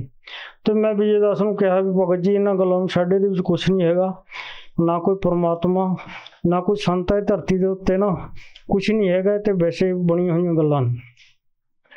ਉਹਨੇ ਮੇਰੇ ਤੇ ਬਹੁਤ ਜ਼ੋਰ ਪਾਇਆ, ਨਹੀਂ ਭਗਤ ਜੀ ਆਪਾਂ ਇੱਕ ਵਾਰ ਚੱਲਾਂਗੇ। ਤੇ ਚਲੋ ਭਗਤ ਜੀ, ਮੈਂ ਉਹਦੀਆਂ ਗੱਲਾਂ ਮੰਨਦਾ ਹੋਇਆ ਨਾ ਬਰਵਾਲੇ ਪਹੁੰਚਿਆ 16 ਅਗਸਤ 2009 ਨੂੰ। ਤੇ ਉੱਥੇ ਜਾ ਕੇ ਅਸੀਂ ਜਦੋਂ ਆਸ਼ਰਮ ਦਾ ਮਾਹੌਲ ਦੇਖਿਆ, ਛੋਟਾ ਆਸ਼ਰਮ ਸੀਗਾ, ਰੇਲ ਗੱਡੀ ਦੀ ਲਾਈਨ ਦੇ ਨਾਲ ਇੱਕ ਛੋਟਾ ਜਿਹਾ ਆਸ਼ਰਮ ਗੁਰੂ ਜੀ ਨੇ ਬਣਾਇਆ ਸੀਗਾ। ਉਸ ਤੋਂ ਪਹਿਲਾਂ ਉਹਨਾਂ ਦਾ ਕਰੌਂਥੇ ਆਸ਼ਰਮ ਆ ਜਿਹੜਾ, ਉਹ ਕੁਛ ਧੜੇਬੰਦੀ ਨੇ ਜਾਂ ਧਾਰਮਿਕ ਅੰਦੋਲਨਾਂ ਦੇ ਵਿਗਾੜੇ ਹੋਏ ਲੋਕਾਂ ਨੇ ਉੱਥੋਂ ਉਹਨਾਂ ਨੂੰ ਆਸ਼ਰਮ ਤੋਂ ਦੂਰ ਹਟਾਤਾ ਸੀ, ਕੁਛ ਕੇਸ ਵਗੈਰਾ ਬਣਾਏ ਸੀ। ਤੇ ਗੁਰੂ ਜੀ ਉੱਥੇ ਆ ਕੇ ਆਪਣਾ ਪ੍ਰਚਾਰ ਕਰਦੇ ਸੀ ਤੇ ਸੰਗਤਾਂ ਨੂੰ ਉੱਥੋਂ ਲਾਭ ਦੇ ਰਹੇ ਸੀ। ਤੇ ਅਸੀਂ ਉੱਥੋਂ ਦੋਨਾਂ ਨੇ, ਮੈਂ ਤੇ ਵਿਜੇ ਦਾਸ ਨੇ, ਇੱਕ ਰਾਏ ਬਣਾਈ ਵੀ ਚਲੋ ਵੈਸੇ ਮਾਹੌਲ ਤਾਂ ਇਹਨਾਂ ਦਾ ਠੀਕ ਆ, ਆਪਾਂ ਜੋ ਵੀ ਦੇਖਿਆ ਠੀਕ ਆ, ਪਰ ਇੱਕ ਡਾਕਟਰ ਕੋਲ ਦਵਾਈ ਖਾਣ ਤੋਂ ਬਾਅਦ ਹੀ ਪਤਾ ਲੱਗਦਾ ਵੀ ਇਹ ਡਾਕਟਰ ਕਿਹੋ ਜਿਹਾ। ਅਸੀਂ ਤਾਂ ਨਾ ਇੱਕ ਪ੍ਰੈਕਟੀਕਲ ਕਰਨ ਵਾਸਤੇ ਵੀ ਚਲੋ ਸਾਡਾ ਪੈਸਾ ਤਾਂ ਕੋਈ ਲੱਗਦਾ ਨਹੀਂ, ਨਾ ਤਾਂ ਇਹ ਨਾਮ ਦੇਣ ਦਾ ਕੋਈ ਪੈਸਾ ਲੈਂਦੇ ਨੇ, ਨਾ ਦਕਸ਼ਣਾ ਲੈਂਦੇ ਨੇ, ਤੇ ਨਾ ਸਾਨੂੰ ਭੰਡਾਰਾ ਕਰਾਇਆ, ਭੋਜਨ ਖਾਧਾ ਉਹਦਾ ਵੀ ਕੋਈ ਪੈਸਾ ਨਹੀਂ ਲਿਆ। ਤੇ ਮੈਂ ਵਿਜੇ ਦਾਸ ਜੀ ਨੂੰ ਕਿਹਾ, ਵਿਜੇ ਭਗਤ ਜੀ ਨੂੰ, ਬਈ ਭਗਤ ਜੀ ਆਪਾਂ ਨਾ ਨਾਮ ਉਪਦੇਸ਼ ਲੈ ਕੇ ਦੇਖ ਲੈਂਦੇ ਆਪਣਾ, ਇਹਦੇ ਤਾਂ ਕੋਈ ਜ਼ੋਰ ਨਹੀਂ ਲੱਗਦਾ, ਫ੍ਰੀ 'ਚ ਆ ਸਾਰਾ ਕੁਛ। ਤੇ ਇਹ ਕਹਿੰਦੇ ਨੇ ਤੁਸੀਂ ਨਾਮ ਜਪੋ ਠੀਕ ਹੋ ਜਾਓਗੇ। ਤੇ ਫਿਰ ਭਗਤ ਜੀ ਅਸੀਂ ਰਾਏ ਕਰਕੇ ਨਾ ਨਾਮ ਦਕਸ਼ਣਾ ਲਈ ਗੁਰੂ ਜੀ ਨੇ ਸਾਨੂੰ ਟੀਵੀ ਦੇ ਉੱਤੇ ਜਿਹੜਾ ਸੀਗਾ ਉਹ ਨਾਮ ਦਿੱਤਾ, LCD ਦੇ ਉੱਤੇ। ਗੁਰੂ ਜੀ ਦੇ ਆਦੇਸ਼ ਅਨੁਸਾਰ ਸਾਨੂੰ ਨਾਮ ਮਿਲਿਆ। ਤੇ ਨਾਮ ਲੈਣ ਤੋਂ ਬਾਅਦ ਪਰਮਾਤਮਾ ਦੀ ਕਿਰਪਾ ਹੋਈ ਤਾਂ ਸਾਨੂੰ ਦਰਸ਼ਨ ਵਾਸਤੇ ਬੁਲਾ ਲਿਆ। ਗੁਰੂ ਜੀ ਅੰਦਰ ਬੈਠੇ ਸਾਰੀ ਸੰਗਤ ਨੂੰ ਦਰਸ਼ਨ ਦੇ ਰਹੇ ਸੀ, 2-2 4-4 ਭਗਤ ਜਾ ਕੇ ਦਰਸ਼ਨ ਕਰ ਰਹੇ ਸੀ। ਤੇ ਸਾਡਾ ਵੀ ਨੰਬਰ ਆਇਆ। ਜਦੋਂ ਅਸੀਂ ਮੇਰੀ ਵੀਲ ਚੇਅਰ ਅੰਦਰ ਲੈ ਕੇ ਗਏ ਤਾਂ ਜਦੋਂ ਮੈਂ ਸਾਹਮਣੇ ਦੇਖਿਆ ਪਰਮਾਤਮਾ ਦਾ ਚਿਹਰਾ ਤਾਂ ਮੇਰੇ ਹੋਸ਼ ਉੱਡ ਗਏ। ਉਹਦੇ 'ਚ ਕਾਰਨ ਭਗਤ ਜੀ ਇਹ ਹੋਇਆ ਸੀ ਕਿ ਜਦੋਂ ਮੈਂ ਪੁਸਤਕ ਪੜ੍ਹੀ ਤਾਂ ਉਸੇ ਰਾਤ ਨੂੰ ਨਾ ਗੁਰੂ ਜੀ ਮੈਂ ਕਦੇ ਦੇਖੀ ਨਹੀਂ ਸੀ ਤੇ ਨਾ ਉਹਨਾਂ ਦਾ ਕਦੇ ਫੋਟੋ ਦੇਖਿਆ ਸੀ। ਉਹ ਮੇਰੇ ਸੁਪਨੇ ਦੇ ਵਿੱਚ ਲਗਭਗ ਸਵੇਰੇ 5 ਵਜੇ ਆਏ ਤੇ ਮੇਰੇ ਇੱਕ ਹੱਥ ਤੇ ਥੋੜੀ ਜਿਹੀ ਪੱਟੀ ਲਪੇਟੀ ਤੇ ਮੈਨੂੰ ਕਹਿਣ ਲੱਗੇ ਬੇਟਾ ਤੂੰ 1 ਮਹੀਨੇ ਦੇ ਵਿੱਚ ਚੱਲਦਾ ਹੋ ਜਾਏਗਾ, ਤੁਰਦਾ ਹੋ ਜਾਏਗਾ, ਫਿਕਰ ਨਾ ਕਰ। ਤਾਂ ਮੈਂ ਸਾਹਮਣੇ ਉਹਨਾਂ ਨੂੰ ਬੈਠੇ ਦੇਖਿਆ ਤਾਂ ਮੈਂ ਸੋਚਿਆ ਵੀ ਇਹ ਬੰਦਾ ਇਹ ਤਾਂ ਸੁਪਨੇ 'ਚ ਮੇਰੇ ਕੋਲ ਗਿਆ ਸੀ। ਤੇ ਜਦੋਂ ਮੈਂ ਗੁਰੂ ਜੀ ਦੇ ਚਰਨਾਂ 'ਚ ਗਿਆ, ਮੱਥਾ ਟੇਕਿਆ, ਤਾਂ ਮੈਂ ਡੰਡੌਤ ਪ੍ਰਣਾਮ ਤਾਂ ਬੈਠ ਕੇ ਕਰਨੀ ਸੀ, ਤਾਂ ਖੜੇ ਖੜੇ ਨੇ ਪ੍ਰਮਾਤਮਾ ਦੇ ਚਰਨਾਂ ਨੂੰ ਹੱਥ ਲਾਇਆ ਤਾਂ ਪ੍ਰਮਾਤਮਾ ਨੇ ਉਹੀ ਮੈਨੂੰ ਫੇਰ ਭਾਸ਼ਣ ਕੀਤਾ ਵੀ ਬੇਟਾ ਤੂੰ 1 ਮਹੀਨੇ 'ਚ ਚੱਲਦਾ ਹੋ ਜਾਏਗਾ। ਤਾਂ ਮੈਂ ਵਾਪਸ ਉਹ ਗੱਲ ਪੁੱਛੀ ਕਿ ਗੁਰੂ ਜੀ ਕੁਛ ਦਿਨ ਪਹਿਲਾਂ ਤੁਸੀਂ ਇਹ ਤਾਂ ਗੱਲ ਮੈਨੂੰ ਸੁਪਨੇ ਦੇ ਵਿੱਚ ਕਹੇ ਹੋਏ ਸੀ। ਤਾਂ ਗੁਰੂ ਜੀ ਨੇ ਕਿਹਾ ਬੇਟਾ ਉਹ ਕਬੀਰ ਸਾਹਿਬ ਨੇ ਆਪਣੀ ਲੀਲਾ ਕਰਦੇ ਨੇ, ਮੈਂ ਤਾਂ ਨਹੀਂ ਆਸ਼ਰਮ ਤੋਂ ਬਾਹਰ ਗਿਆ। ਠੀਕ ਆ, ਉਹ ਭਗਤਾਂ ਨੂੰ ਇਸ ਤਰ੍ਹਾਂ ਆਪਣਾ ਸੰਦੇਸ਼ ਪਹੁੰਚਾਉਂਦੇ ਨੇ। ਇਸੇ ਤਰ੍ਹਾਂ ਮੇਰੀ ਭਗਤਮਤੀ ਨਾਲ ਹੋਇਆ, ਉਹਨਾਂ ਨੂੰ ਕਬੀਰ ਸਾਹਿਬ ਦੇ ਰੂਪ ਦੇ ਵਿੱਚ ਦਰਸ਼ਨ ਉਸੇ ਦਿਨ ਦਿੱਤੇ ਤੇ ਦੋਨਾਂ ਨੂੰ ਸਾਨੂੰ ਇੱਕੋ ਟਾਈਮ ਦਰਸ਼ਨ ਦਿੱਤੇ। ਤੇ ਜਿਵੇਂ ਤੁਸੀਂ ਦੱਸਿਆ ਵੀ ਤੁਹਾਨੂੰ ਲੱਤ ਦੇ ਵਿੱਚ ਪ੍ਰੋਬਲਮ ਸੀਗੀ ਤੇ ਤੁਸੀਂ ਗੁਰਦੁਆਰੇ ਵੀ ਜਾਂਦੇ ਸੀ, ਤੁਸੀਂ ਸਿਰਸੇ ਵਾਲਿਆਂ ਤੋਂ ਨਾਮ ਵੀ ਲੈ ਰੱਖਿਆ ਸੀਗਾ, ਫਿਰ ਤੁਸੀਂ ਸੰਤ ਰਾਮਪਾਲ ਜੀ ਮਹਾਰਾਜ ਜੀ ਤੋਂ ਨਾਮ ਲਿਆ। ਕੀ ਜਿਹੜੀ ਤੁਹਾਡੀ ਲੱਤ ਦੀ ਪ੍ਰੋਬਲਮ ਸੀਗੀ ਉਹ ਸੰਤ ਰਾਮਪਾਲ ਜੀ ਮਹਾਰਾਜ ਜੀ ਤੋਂ ਨਾਮ ਉਪਦੇਸ਼ ਲੈਣ ਤੋਂ ਬਾਅਦ ਚੋਂ ਠੀਕ ਹੋਈ? ਸਰ ਜੀ ਮੈਂ 16 ਅਗਸਤ 2009 ਨੂੰ ਨਾਮ ਲਿਆ ਤੇ ਗੁਰੂ ਜੀ ਨੇ ਮੈਨੂੰ ਆਦੇਸ਼ ਕੀਤਾ ਸੀ ਵੀ ਬੇਟਾ 1 ਮਹੀਨੇ ਦੇ ਵਿੱਚ ਚੱਲਦਾ ਹੋ ਜਾਏਗਾ। ਜਦੋਂ ਮੈਂ ਗੁਰੂ ਜੀ ਦੇ ਦਰਸ਼ਨ ਕਰਕੇ ਨਾ ਉਹ ਕਮਰੇ ਤੋਂ ਬਾਹਰ ਆਇਆ ਤਾਂ ਉੱਥੇ 20-25 ਭਗਤ ਬੈਠੇ ਸੀ। ਤੇ ਭਗਤ ਤਾਂ ਮੈਂ ਹੁਣ ਕਹਿਣਾ, ਉਦੋਂ ਤਾਂ ਨਹੀਂ ਇਹ ਗੱਲ ਦਾ ਪਤਾ ਸੀ ਕਿਉਂਕਿ ਹੁਣ ਗੁਰੂ ਜੀ ਨੇ ਸਭ ਨੂੰ ਭਗਤ ਕਹਿਣੀ ਦੱਸਿਆ ਤੇ ਉਸ ਦਾ ਮੈਂ ਆਮ ਇਨਸਾਨ ਸਮਝਦਾ ਸੀ, ਆਮ ਲੋਕ ਬੈਠੇ ਨੇ। ਤਾਂ ਉਹਨਾਂ ਨੇ ਮੈਨੂੰ ਕਿਹਾ ਵੀ ਗੁਰੂ ਜੀ ਦਾ ਤੁਹਾਡੇ ਵਾਸਤੇ ਕੀ ਆਦੇਸ਼ ਹੋਇਆ। ਤੇ ਮੈਂ ਉਹਨਾਂ ਨੂੰ ਦੱਸਿਆ ਵੀ ਗੁਰੂ ਜੀ ਨੇ ਮੈਨੂੰ 1 ਮਹੀਨਾ ਕਿਹਾ ਵੀ ਤੂੰ 1 ਮਹੀਨੇ ਦੇ ਵਿੱਚ ਚੱਲਦਾ ਹੋ ਜਾਏਗਾ। ਤਾਂ ਅੱਗੋਂ ਭਗਤ ਜੀ ਉਹ ਭਗਤਾਂ ਨੇ ਮੈਨੂੰ ਕਿਹਾ ਕਿ ਜੇ ਭਗਤ ਜੀ ਤੁਹਾਨੂੰ 1 ਮਹੀਨਾ ਕਿਹਾ ਨਾ, ਤੁਸੀਂ 15 ਦਿਨਾਂ ਦੇ ਵਿੱਚ ਚੱਲਦੇ ਹੋ ਜਾਓਗੇ।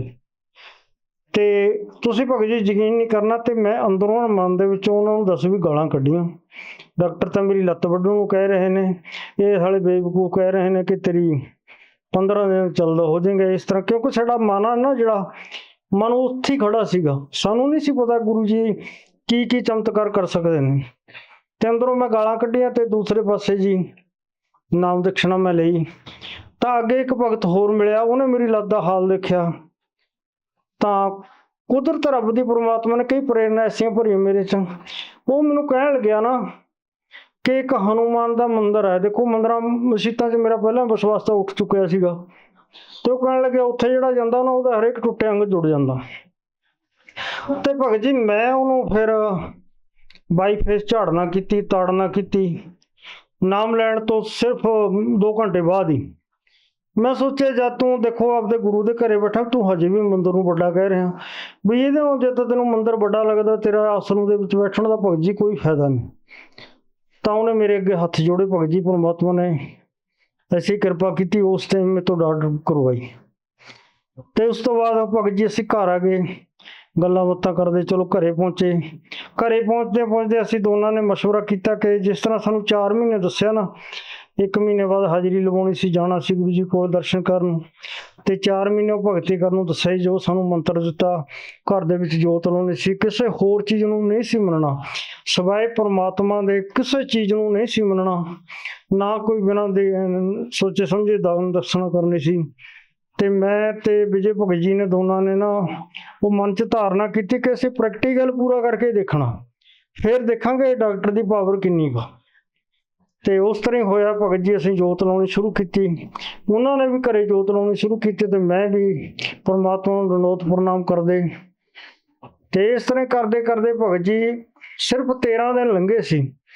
13 ਦਿਨਾਂ ਦੇ ਵਿੱਚ ਮੇਰੇ ਅੰਦਰੋਂ ਪ੍ਰੇਰਨਾ ਹੋ ਕੇ ਉਹ ਜਿਹੜੇ ਭਗਤ ਬੈਠੇ ਸੀ ਉਹ ਤਾਂ 15 ਦਿਨਾਂ ਦੀ ਕਹਿ ਰਹੇ ਸੀ ਵੀ 13 ਦਿਨਾਂ 'ਚ ਤੇਰਾ ਸ਼ੈਨ ਥੋੜ੍ਹਾ ਬਹੁਤਾ ਕੋਈ ਫਰਕ ਪਿਆ ਹੋਇਆ, ਤੂੰ ਐਕਸਰਾ ਕਰਾ ਕੇ ਦੇਖ। ਜਦ ਕਿ ਮੈਂ 16 ਤਰੀਕ ਨੂੰ ਗਿਆ ਸੀ ਤੇ ਇਹ ਮੰਨ ਲਓ ਕਿ ਮੇਰਾ ਪਿੱਛੇ 10-11 ਤਰੀਕ ਨੂੰ ਮੇਰਾ ਐਕਸਰਾ, 10 ਤਰੀਕ ਦਾ ਸ਼ਾਇਦ 11 ਤਰੀਕ ਦਾ ਐਕਸਰਾ ਹੋਇਆ ਤੇ 6 ਦਿਨ ਬਾਅਦ ਗਿਆ ਸੀ। ਉਸ ਤੋਂ ਬਾਅਦ 13 ਕੁ ਦਿਨ ਹੋਰ ਲੰਘੇ ਸੀ, ਮਤਲਬ ਕਿ 29 ਤਰੀਕ ਨੂੰ ਮੈਂ ਦੁਬਾਰਾ ਹਸਪੀਟਲ ਗਿਆ ਤੇ ਜਾ ਕੇ ਮੈਂ ਆਪਣੀ ਜਿਹੜੀ ਫਾਈਲ ਆ ਉਹ ਡਾਕਟਰ ਨੂੰ ਦਿਖਾਈ। ਡਾਕਟਰ ਨੇ ਫਾਈਲ ਦੇਖ ਕੇ ਨਾ, ਡਾਕਟਰ ਨੇ ਨਹੀਂ ਦੇਖਿਆ ਵੀ ਇਹਦਾ ਐਕਸਰੇ ਕਦ ਹੋਇਆ, ਵੈਸੇ 45 ਦਿਨ ਤੋਂ ਪਹਿਲਾਂ ਐਕਸਰਾ ਨਹੀਂ ਕਰਦੇ। ਤਾਂ ਡਾਕਟਰ ਨੇ ਮੈਨੂੰ ਕਿਹਾ ਵੀ ਤੇਰਾ ਐਕਸਰਾ ਹੋਈ ਤਾਂ 3 ਮਹੀਨੇ ਹੋ ਗਏ, ਤੂੰ ਚੱਲ ਐਕਸਰੇ ਰੂਮ ਚੱਲ, ਐਕਸਰਾ ਕਰਾ ਕੇ ਮੈਨੂੰ ਦਿਖਾ। ਪਰਮਾਤਮਾ ਦੀ ਦੇਖੋ ਐਸੀ ਕਿਰਪਾ ਹੋਈ ਤੇ ਮੇਰੇ ਮਨ ਦੇ ਵਿੱਚ ਕੁਛ ਆਇਆ ਵੀ ਦੇਖੋ ਵੀ ਪ੍ਰਮਾਤਮਾ ਦੀ ਕਿਰਪਾ, ਸਾਹਮਣੇ ਲਿਖਿਆ ਹੋਇਆ ਸੀਗਾ ਵੀ ਐਕਸਰਾ ਹੋਏ ਨੂੰ ਤਾਂ ਥੋੜੇ ਦਿਨ ਹੋਏ ਨੇ। ਚਲੋ ਜੀ ਮੈਂ ਐਕਸਰੇ ਰੂਮ ਗਿਆ ਤੇ ਮੇਰਾ ਐਕਸਰਾ ਕੀਤਾ। ਜਦੋਂ ਐਕਸਰਾ ਕੀਤਾ ਤਾਂ ਉਹ ਜੋ ਐਕਸਰੇ ਕਰਦਾ ਸੀ ਨਾ, ਜਿਹੜਾ ਉੱਥੇ ਉਹਨਾਂ ਦਾ ਰੱਖਿਆ ਹੋਇਆ ਸੀ ਲੜਕਾ, ਉਹਨੇ ਐਕਸਰਾ ਦੇਖ ਕੇ ਮੇਰਾ ਬੜਾ ਖੁਸ਼ ਹੋਇਆ, ਕਿਉਂਕਿ ਸਾਲ ਡੇਢ ਸਾਲ ਜਦੋਂ ਮੇਰੇ ਰੋਗ ਨੂੰ ਲੱਗ ਗਿਆ ਤਾਂ ਸਾਰਾ ਸਟਾਫ ਵੀ ਮੇਰਾ ਜਾਣਕਾਰ ਸੀਗਾ। ਉਹ ਬੜਾ ਖੁਸ਼ ਹੋ ਕੇ ਮੈਨੂੰ ਕਹਿਣ ਲੱਗਿਆ, ਨਾਇਬ ਸਿੰਘ ਬਾਬੇ ਤੈਨੂੰ ਪਾਰਟੀ ਹੋ ਗਈ, ਤੈਨੂੰ ਵਧਾਈਆਂ ਹੋ ਗਿਆ, ਤੇਰੀ ਹੱਡੀ ਜੁੜ ਗਈ।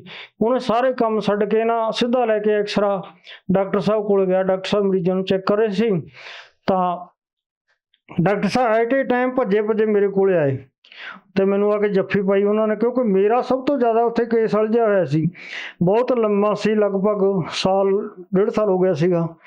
ਤਾਂ ਡਾਕਟਰ ਸਾਹਿਬ ਨੇ ਮੈਨੂੰ ਜੱਫੀ ਪਾਈ ਤੇ ਕਿਹਾ ਵੀ ਨਾਇਬ ਸਿੰਘ ਪਾਰਟੀ ਹੋ ਗਈ ਬਈ, ਤੇਰੇ ਤਾਂ ਹੱਡੀ ਬਿਲਕੁਲ ਇੰਨੀ ਜੁੜ ਚੁੱਕੀ ਆ ਵੀ ਤੂੰ ਅੱਜ ਹੀ ਇਹ ਤੇ ਪੂਰਾ ਵਜਨ ਦੇ ਸਕਦਾ, ਤੈਨੂੰ ਕਿਸੇ ਦੀ ਜ਼ਰੂਰਤ ਨਹੀਂ, ਫਿਕਸੀਏਟਰ ਤੇਰਾ 2-4 ਦਿਨਾਂ 'ਚ ਅਸੀਂ ਕੱਢ ਦਾਂਗੇ, ਤੂੰ ਪੂਰਾ ਵਜਨ ਦੇ ਕੇ ਚੱਲ।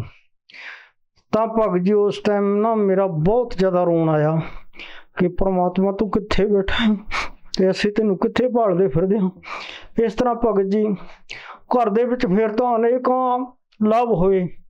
ਉਸ ਤੋਂ ਬਾਅਦ ਤਾਂ ਪ੍ਰਮਾਤਮਾ ਨੇ ਅਸੀਂ ਦਇਆ ਕਰੀ ਕਿ ਲਾਭਾਂ ਦੀ ਝੜੀ ਹੀ ਲਾਤੀ। ਹੁਣ ਲਾਭ ਗਣਾਉਂਦੇ ਜੀ ਅਸੀਂ ਕਿੰਨੇ ਗਣਾ ਦਾਂਗੇ, ਇਹ ਤਾਂ ਬਹੁਤ ਟਾਈਮ ਲੱਗ ਜਾਊਗਾ, ਕਿਉਂਕਿ ਸਾਨੂੰ ਤਾਂ ਪਲ ਦੇ ਵਿੱਚ ਲਾਭ ਹੋ ਰਹੇ ਨੇ। ਸੰਤ ਰਾਮਪਾਲ ਜੀ ਮਹਾਰਾਜ ਜੀ ਦੀ ਸ਼ਰਨ ਦੇ ਵਿੱਚ ਆਉਣ ਤੋਂ ਬਾਅਦ 'ਚ ਤੁਹਾਨੂੰ ਕੀ ਲਾਭ ਪ੍ਰਾਪਤ ਹੋਏ?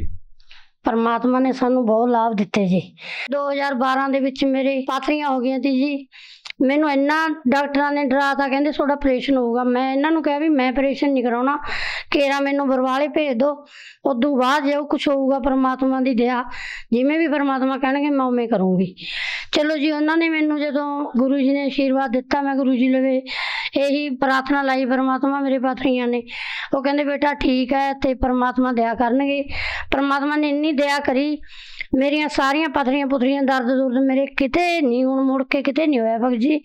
ਪਰਮਾਤਮਾ ਲਾਭ ਇੰਨੇ ਦੇ ਰਹੇ ਨੇ। ਮੇਰੀ ਲੱਤ ਭਗਤ ਜੀ ਅਜੇ ਵੀ ਸੁਣਨਾ, ਇੱਕ ਲੱਤ 'ਚ ਇੰਨਾ ਨੁਕਸ ਪੈ ਗਿਆ ਸੀ, ਡਾਕਟਰਾਂ ਨੇ ਮੈਨੂੰ ਬਹੁਤ ਡਰਾਤਾ ਸੀ, ਪਰ ਪਰਮਾਤਮਾ ਦੀ ਦਇਆ ਨਾਲ ਅੱਜ ਅਸੀਂ ਸਾਰੇ ਕੰਮ ਕਰਦੇ ਹਾਂ, ਸਾਨੂੰ ਕੋਈ ਦਿੱਕਤ ਨਹੀਂ। ਇਹ ਤੋਂ ਇਲਾਵਾ ਜੀ ਮੇਰੇ ਘਰ ਆਏ ਦੀ ਲੱਤ ਟੁੱਟ ਗਈ ਸੀ, ਇਹਨਾਂ ਦੀ ਲੱਤ 3-4 ਵਾਰ ਟੁੱਟੀ ਹੈ। ਚੌਥੀ ਵਾਰ ਦੇਖੋ ਜਮੀ ਚੂਰਾ ਹੋ ਗਿਆ ਸੀ। ਕੋਈ ਵੀ ਡਾਕਟਰ ਨੂੰ ਆਏ ਨਹੀਂ ਕਹਿੰਦੇ ਸੀ ਵੀ ਇਹ ਠੀਕ ਹੋ ਜੂ। ਸਾਲ ਭਰ ਮੰਜੇ 'ਚ ਬੈਠੇ ਰਹੇ। ਜਦੋਂ ਇਹਨਾਂ ਨੂੰ ਬੁੱਕ ਮਿਲੀ, ਇਹਨਾਂ ਨੇ ਨਾਮਦਾਨ ਲਿਆ ਗੁਰੂ ਜੀ ਤੋਂ, ਗੁਰੂ ਜੀ ਲਵੇ ਗਏ, ਗੁਰੂ ਜੀ ਨੇ ਆਸ਼ੀਰਵਾਦ ਦਿੱਤਾ। ਮੇਰੇ ਘਰ ਆ ਦੀ ਲੱਤ ਕੱਟਣ ਵਾਸਤੇ ਡਾਕਟਰ ਨੇ 1 ਮਹੀਨਾ ਦਿੱਤਾ ਸੀ ਜੀ। ਉਦੋਂ ਬਾਅਦ ਪਰਮਾਤਮਾ ਨੇ ਇੰਨੀ ਦਇਆ ਕਰੀ, ਪਰਮਾਤਮਾ ਨੇ 1 ਮਹੀਨਾ ਕਹਿੰਦੇ ਵੀ 1 ਮਹੀਨੇ 'ਚ ਠੀਕ ਹੋ ਜਾਓਗੇ, ਆਸ਼ੀਰਵਾਦ ਦਿੱਤਾ ਗੁਰੂ ਜੀ ਨੇ। ਪਰਮਾਤਮਾ ਦੀ ਇੰਨੀ ਕਿਰਪਾ ਹੋਈ। 13 ਦਿਨਾਂ ਬਾਅਦ ਡਾਕਟਰ ਨੇ ਕਹਿਤਾ ਸੀ ਵੀ ਲੱਤ ਇੰਨੀ ਜੁੜ ਗਈ। ਉਹ ਕਹਿੰਦੇ ਵੀ ਜਿਹੜੀ ਤੈਂ ਦਵਾਈ ਖਾਧੀ ਸਾਨੂੰ ਉਹ ਦਵਾਈ ਦੱਸ, ਅਸੀਂ ਤਾਂ ਸਾਰਿਆਂ ਨੂੰ ਵੰਡਾਂਗੇ। ਵੀ ਇਹ ਕਹਿੰਦੇ ਵੀ ਡਾਕਟਰ ਸਾਹਿਬ ਤੁਸੀਂ ਜਿਹੜੀ ਮੈਂ ਦਵਾਈ ਖਾ ਲਈ ਤੁਸੀਂ ਨਹੀਂ ਖਾ ਸਕਦੇ, ਇਹ ਦਵਾਈ ਮੈਂ ਹੀ ਖਾ ਸਕਦਾ। ਪਰਮਾਤਮਾ ਨੂੰ ਅੱਜ ਕੱਲ੍ਹ ਤੁਹਾਨੂੰ ਪਤਾ ਹੀ ਹੈ, ਜਿੰਨਾ ਵੱਡੀ ਕੋਈ ਪੋਸਟ 'ਚ ਹੋਊਗਾ ਉਹ ਕਦੇ ਨਹੀਂ ਯਾਦ ਕਰਦਾ। ਇਸ ਤੋਂ ਇਲਾਵਾ ਵੀ ਤੁਹਾਨੂੰ ਕੋਈ ਲਾਭ ਪ੍ਰਾਪਤ ਹੋਏ? ਹਾਂਜੀ, ਸਾਨੂੰ ਬਹੁਤ ਸਾਰੇ ਲਾਭ ਹੋਏ। ਪਰਮਾਤਮਾ ਨੇ ਇੰਨੇ ਲਾਭ ਦਿੱਤੇ ਜੀ, ਜੇ ਅਸੀਂ ਗਿਣਾਉਣ ਲੱਗ ਜਾਈਏ ਸਾਰਾ ਦਿਨ ਤੇ ਸਾਰੀ ਰਾਤ ਲੰਘ ਜੂ, ਪਰ ਸਾਡੇ ਲਾਭ ਨਹੀਂ ਹੋਣੇ ਜੀ। ਉਦੋਂ ਬਾਅਦ ਪਰਮਾਤਮਾ ਨੇ ਇੰਨੀ ਦਇਆ ਕਰੀ, ਅਸੀਂ ਘਰ ਬਣਾਇਆ। ਸਾਨੂੰ ਨਹੀਂ ਪਤਾ ਲੱਗਿਆ ਪਰਮਾਤਮਾ ਨੇ ਕਿਹੜੇ ਹਿਸਾਬ ਨਾਲ ਸਾਡਾ ਘਰ ਬਣਵਾਤਾ। ਤੇ ਉਦੋਂ ਬਾਅਦ ਸਾਡੇ ਲੜਕੇ ਨੇ ਜਾਣਾ ਸੀ, ਸਾਡਾ ਬੱਚਾ ਜੀ ਇੰਗਲੈਂਡ ਗਿਆ। ਤੇ ਸਾਨੂੰ ਬਹੁਤ ਐਂ ਸੋਚਦੀ ਨਾ ਵੀ ਬੱਚਾ ਕਿਤੇ, ਅੱਜ ਕੱਲ੍ਹ ਤੁਹਾਨੂੰ ਪਤਾ ਹੀ ਹੈ ਵੀ ਇੰਗਲੈਂਡ ਦੇ ਵਿੱਚ ਕੀ ਕੁਛ ਚੱਲ ਰਿਹਾ ਬਾਹਰਲੇ ਦੇਸ਼ਾਂ 'ਚ, ਪਰ ਪਰਮਾਤਮਾ ਨੇ ਇੰਨੀ ਦਇਆ ਕਰਤੀ। ਇੰਗਲੈਂਡ ਦੇ ਵਿੱਚ, ਲੰਡਨ ਦੇ ਵਿੱਚ ਵੀ ਉਹਨਾਂ ਨੂੰ ਨਾਮਦਾਨ ਸੈਂਟਰ ਖੁੱਲ੍ਹ ਗਿਆ ਤੇ ਪਰਮਾਤਮਾ ਦੀ ਦਇਆ ਬਹੁਤ ਜ਼ਿਆਦਾ ਹੋਈ। ਤੇ ਬੱਚਾ ਉੱਥੇ ਜਾਂਦਾ, ਸਾਰਾ ਕੁਛ ਦੇਖਦੇ ਨੇ ਤੇ ਪਰਮਾਤਮਾ ਦੀ ਇੰਨੀ ਦਇਆ ਬਹੁਤ ਹੋ ਗਈ। ਤੇ ਉਦੋਂ ਬਾਅਦ ਸਾਰਾ ਅਸੀਂ ਨੇ ਕਦੇ ਵੀ ਇੱਕ ਦਿਨ ਵੀ ਕਿਸੇ ਨੂੰ ਆਏ ਨਹੀਂ ਕਿਹਾ ਵੀ ਸਾਡੇ ਬੱਚੇ ਵਾਸਤੇ ਕਾਸੇ ਚੀਜ਼ ਦੀ ਲੋੜ ਹੈ। ਪਰਮਾਤਮਾ ਨੇ ਪਤਾ ਨਹੀਂ ਕਿੱਥੋਂ ਪੂਰੀ ਕਰਤੀ। ਸਾਰਾ ਕੁਛ ਪਰਮਾਤਮਾ ਨੇ ਉਹਨੂੰ ਸਾਰਾ ਕੁਝ ਦਿੱਤਾ ਜੀ। ਧੰਨਵਾਦ ਜੀ। ਧੰਨਵਾਦ। ਸਤਿ ਸ੍ਰੀ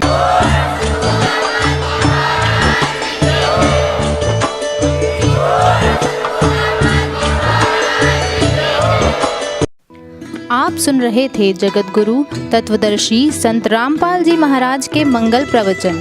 अधिक जानकारी के लिए संपर्क करें।